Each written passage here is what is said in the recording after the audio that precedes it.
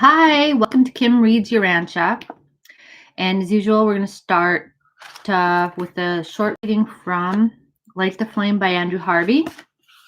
This little poem is from Kabir, who was a 15th century Indian mystic. And Kabir was born into a Muslim family, but he was heavily influenced by his teacher, who was Hindu.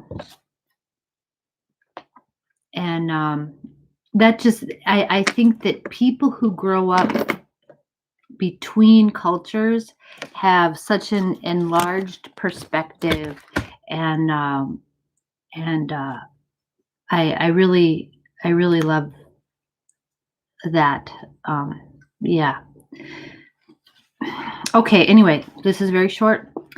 May I, more than all else, cherish at heart that love that makes me live a limitless life in this world. So let me cherish that love that makes me live a limitless life, which of course, that's God's love. God's love makes me live a limitless life.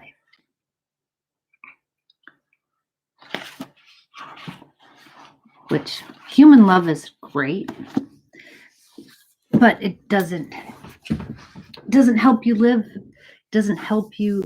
Well, maybe sometimes it does. It helps you extend your limits, I think. But yeah, I think human love has limits inherent in it, though, because we're human. We're just, we try to love perfectly, and we can't always do it. But God loves us perfectly. Okay, so we're going to read Introduction to Paper 191, the appearances to the apostles and other leaders. Okay. Resurrection Sunday was a terrible day in the lives of the apostles. 10 of them spent the larger part of the day in the upper chamber behind barred doors. They might have fled from Jerusalem, but they were afraid of being arrested by the agents of the Sanhedrin if they were found abroad. Thomas was brooding over his troubles alone at Bethpage. He would have fared better had he remained with his fellow apostles, and he would have aided them to direct their discussions along more helpful lines. But yeah, tragedy isolates people. That's just... Okay, all day long, John upheld the idea that Jesus had risen from the dead. He recounted no less than 5 different times when the Master had affirmed he would rise again, and at least 3 times when he alluded to the 3rd day. John's attitude had considerable influence on them, especially on his brother James and on Nathanael. John would have influenced them more if he had not been the youngest member of the group. Right.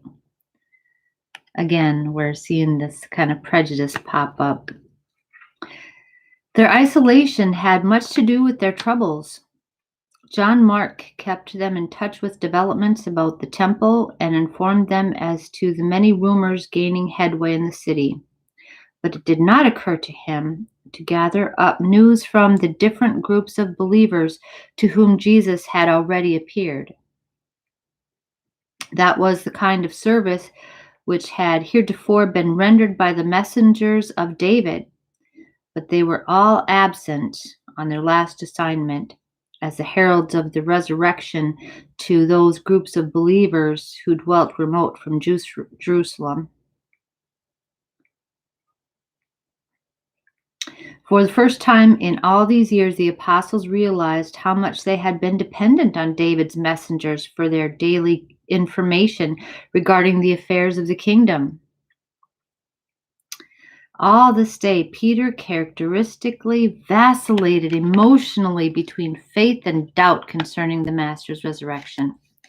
Peter could not get away from the sight of the grave cloths resting there in the tomb, as if the body of Jesus had just evaporated from within. But, reasoned Peter, if he has risen and can show himself to the women, why does he not show himself to us, his apostles? Because he wants to see if you can believe without seeing. That's true faith, isn't it? Yeah.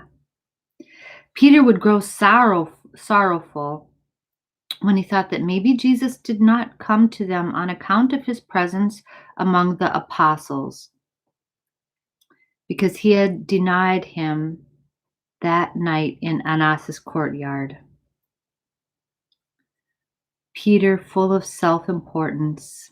It's because of him that Jesus won't come to show himself to everybody. Yeah. And then would he cheer himself with the word brought by the women, "Go tell my apostles and Peter." But doesn't that mean that Peter's not really an apostle? The apostles and Peter? Okay, so you can see kind of what's going on in his mind here.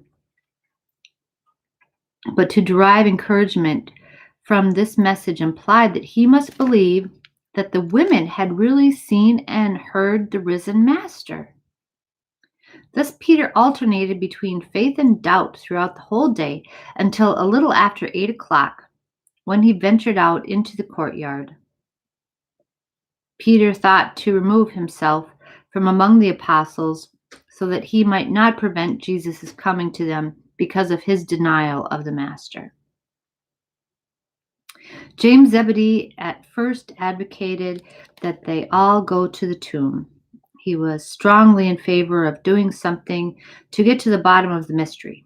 It was Nathanael who prevented them from going out in public in response to James's urging, and he did this by reminding them of Jesus' warning against unduly jeopardizing their lives at this time.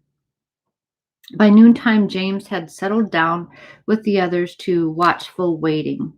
He said little.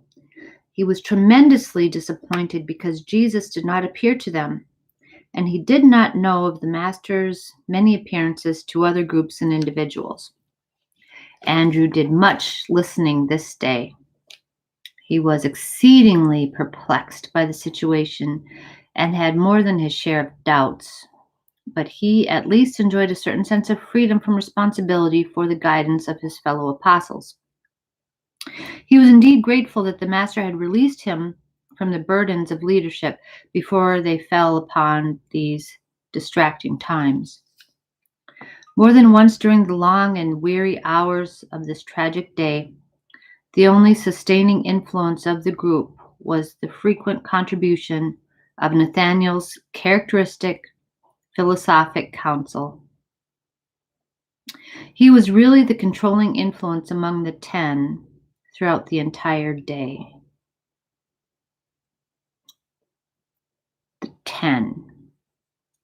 Well, shouldn't there be 11 of them? I guess. I don't know. Never once did he express himself concerning either belief or disbelief in the Master's resurrection.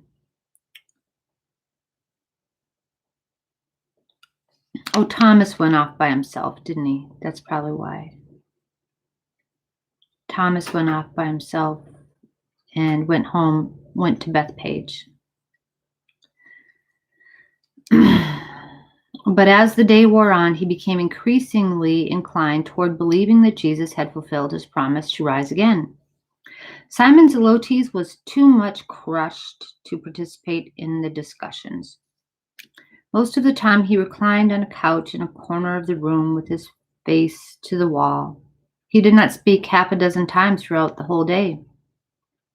His concept of the kingdom had crashed, and he could not discern that the Master's resurrection could materially change the situation.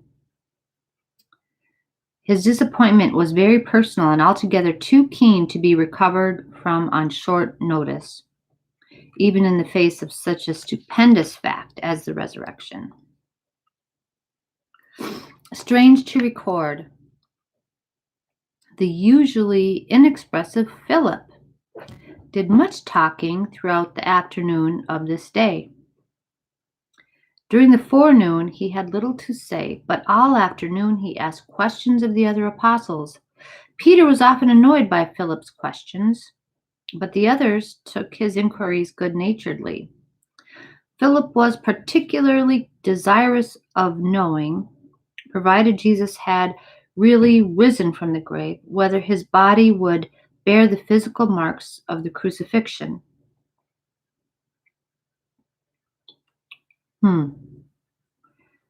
Matthew was highly confused. He listened to the discussions of his fellows, but spent most of the time turning over in his mind the problems of their future finances. Regardless of Jesus' supposed resurrection, Judas was gone. David had unceremoniously turned the funds over to him, and they were without an authoritative leader. Before Matthew got around to giving serious consideration to their arguments about the resurrection, he had already seen the Master face to face. The Alphaeus twins took little part in these serious discussions. They were fairly busy with their customary ministrations. One of them expressed the attitude of both when he said, in reply to a question asked by Philip, "We do not understand about the resurrection, but our mother says she talked with the Master and we believe her." That's so sweet. Thomas was in the midst of one of his typical spells of despairing depression. He slept a portion of the day and walked over the hills the rest of the time. He felt the urge to rejoin his fellow apostles, but the desire to be by himself was the stronger. The Master put off the first Urantia appearance to the apostles for a number of reasons. First, he wanted them to have time, after they heard of his resurrection, to think well over what he had told them about his death and resurrection when he was still with them in the flesh. The Master wanted Peter to wrestle with some of his peculiar difficulties before he manifested himself to them all. In the second place, he desired that Thomas should be with them at the time of his first appearance. John Mark located Thomas at the home of Simon in Bethpage early this Sunday morning,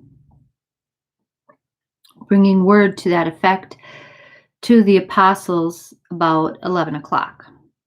Any time during this day, Thomas would have gone back to them if Nathanael or any two of the other apostles had gone for him.